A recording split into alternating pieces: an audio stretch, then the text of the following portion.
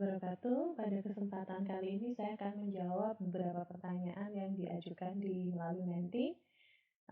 Beberapa pertanyaan sudah saya baca, saya coba kelompok-kelompokkan. Jadi yang pertama dari awal dulu, kemudian ada yang sudah beberapa mungkin karena sudah baca materi, jadinya sudah mengerucut atau menuju ke teknis metode gitu ya. Bahasannya pengujian pembangkitan bilangan random. Oke, pertanyaan pertama,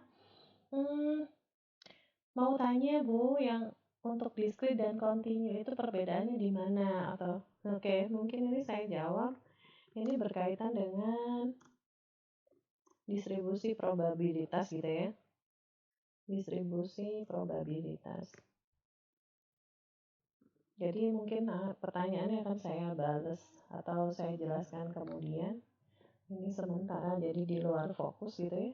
Kemudian selanjutnya, Assalamualaikum Bu, saya mau tanya, itu kok bilangan random ada yang nggak seragam, ada yang seragam. Oke, gimana cara membedakannya? Oke, saya tekankan lagi ya, bahwa bilangan random, ya, bilangan random itu selalu atau sifatnya adalah seragam. Kenapa? Karena kita dari awal memposisikan bahwa bilangan random itu berasal dari bentuk distribusi uniform dengan interval antara 0 sampai 1. Nah, inilah ciri bilangan random. Jadi nggak ada bilangan random yang nggak seragam. Jadi sifatnya pasti seragam. Karena memang yang diinginkan adalah berdistribusi uniform dengan interval antara 0 sampai 1, gitu ya. Oke, next. Selanjutnya pertanyaannya, maaf Bu, saya belum paham. Mungkin jika ada studi kasus dan penjelasan singkat baru paham. Oke, nggak masalah. Semoga nanti kalau saya bisa jelaskan melalui video selanjutnya yang kaitannya dengan bilangan random akan lebih jelas. Oke. Pertanyaannya, bagaimana caranya mengetahui jika data tersebut berdistribusi uniform, beta, atau yang lainnya? Oke, caranya dengan melakukan fitting data. Ya. Bahasanya fitting data. Nah, biasanya fitting data itu menggunakan perangkat lunak atau software yang ada. Contohnya yang di Arena, kalian bisa gunakan input analyzer. Ya. Jadi sebenarnya bisa sih secara manual gitu ya. Kita plottingkan dulu datanya, kita pilah berdasarkan interval, kemudian buat histogramnya. Selanjutnya kita akan lihat sesuai kriteria atau parameter, sesuai dengan kriteria yang diperlukan dalam bentuk distribusi tertentu. Nah, kalau yang di Arena itu caranya dengan melihat mean square error-nya. Kalau mean square error-nya paling kecil, nah itulah dinyatakan bentuk distribusi dari data tersebut. Contoh, kalau mean square error-nya untuk eksponensial 0,02, sedangkan mean square error-nya untuk beta 0,01, maka yang dipilih adalah yang 0,01 tadi. Ya, contoh misal expo mean square error-nya 0,01 expo 2 ya. Oke. Terus kalau beta itu mean square error-nya 0,1. Nah, maka distribusi dari si data tersebut pilih yang betanya 0,01 ini. Ya, karena lebih kecil daripada 0,2, artinya data tersebut berdistribusi beta. Begitu. Oke. Selanjutnya, ini pertanyaan selanjutnya sepertinya gabungan dari beberapa karena sama itu ya. Ada 5 pertanyaan yang sama kalau nggak salah. Mengapa harus dilakukan pengujian pada bilangan random? Oke, mengapa tetap perlu dilakukan uji statistik pada pembangkitan bilangan random? mengapa hasil pembangkitan random sudah bersifat pasti? Oke, sama semua, nanti kan saya coba jawab. Oke. Kenapa perlu dilakukan pengujian gitu ya? Atau awalnya gini dulu, kita jawab dulu kenapa deterministik gitu ya? Oke, kenapa kok deterministik sih? Oke, deterministik kan artinya pasti ya. Nah, ketika kita membangkitkan bilangan random, baik itu dengan mean square gitu ya, ataupun dengan metode LCGS, nah, semua parameternya sudah diketahui dengan pasti, ya enggak? Kalau mean square yang ditentukan hanya satu, Z0-nya aja. Apa itu ketentuannya? 4 digit, gitu kan? Itu yang ditetapkan. Selanjutnya, ada algoritma yang ditentukan untuk menentukan dengan mean square. Begitupun dengan LCGS. LCGS parameternya banyak, ada A, C, M, dan juga si Z sendiri, gitu kan?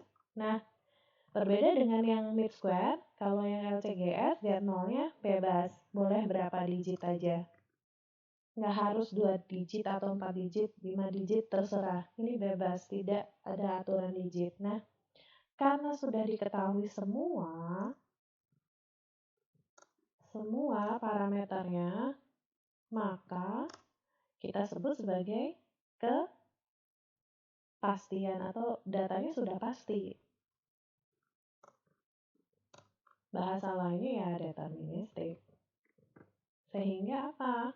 Sehingga kita perlu uji nih. Yakin nggak sih? Ini perlu diuji kan? Perlu lakukan hipotesis.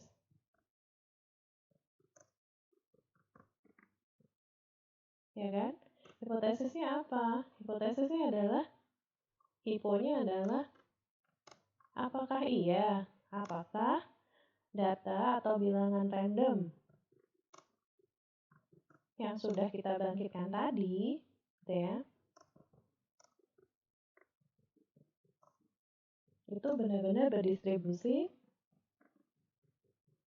uniform interval antara 0 sampai 1. Nah, itulah makanya ada kata-kata hipotesis, berarti kan kita berarti benar-benar melakukan statistik. Ya enggak? Ada hipo berarti menguji secara statistik.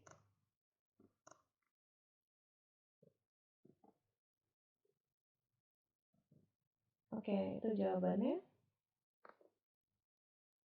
Sekarang pertanyaan selanjutnya.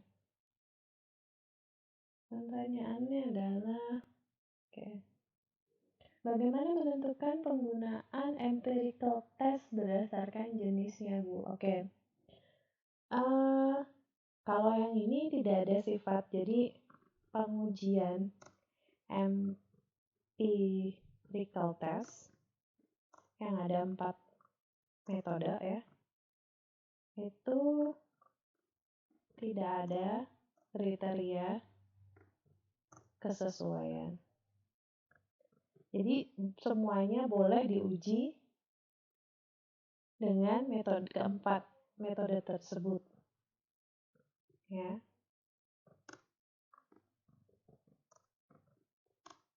Salah satu atau keempat-empatnya.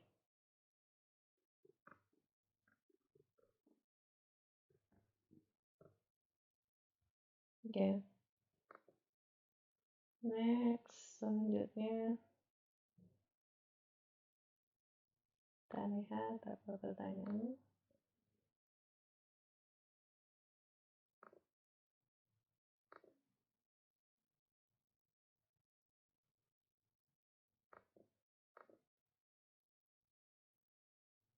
Pertanyaannya,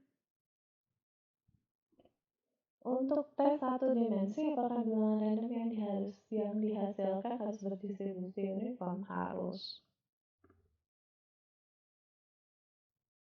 Ya, distribusinya harus seragam.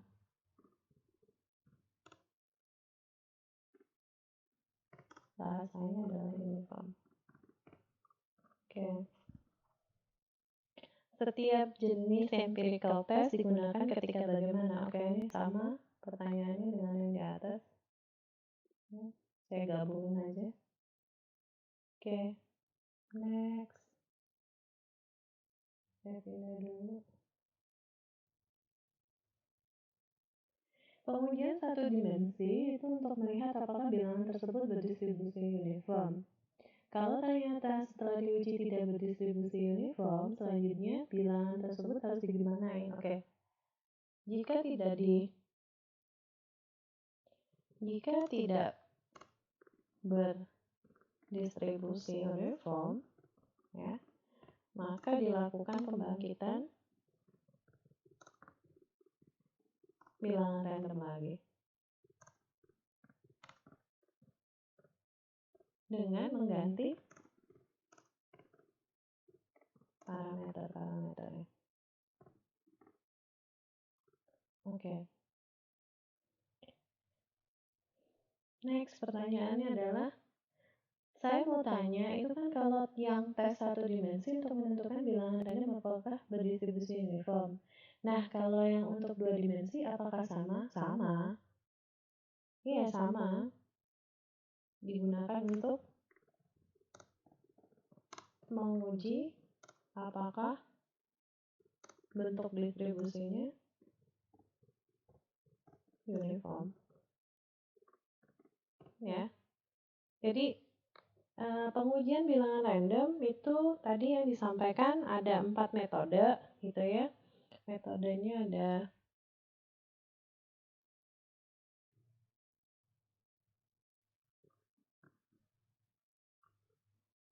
1, uji satu dimensi, uji lebih dari 2 dimensi, kemudian yang ketiga itu uji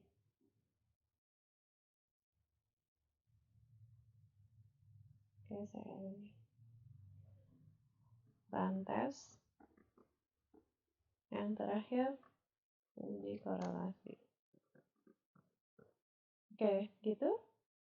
Jadi semua uji-uji yang ada di situ itu gunanya untuk menguji apakah bentuk distribusinya dari bilangan-bilangan random yang tidak kita bangkitkan itu berdistribusi uniform interval 0 sampai 1. Oke, apakah U0 harus dicari? Tidak.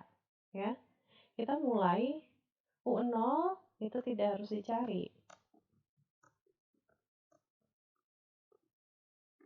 Yang dicari itu mulai dari I-nya itu adalah 1. Ya, karena I itu berangkat dari 1, 2, dan seterusnya sampai N. Oke. Itu itu jawaban-jawaban hasil dari pertanyaan-pertanyaan kalian di Menti ya. Oke, nanti kalian bisa cek sendiri beberapa pertanyaannya sudah saya tuliskan di sini mulai dari awal sampai akhir. Next, selanjutnya saya akan bahas tentang materi pengujian bilangan random. Oke, terima kasih. Wassalamualaikum warahmatullahi wabarakatuh.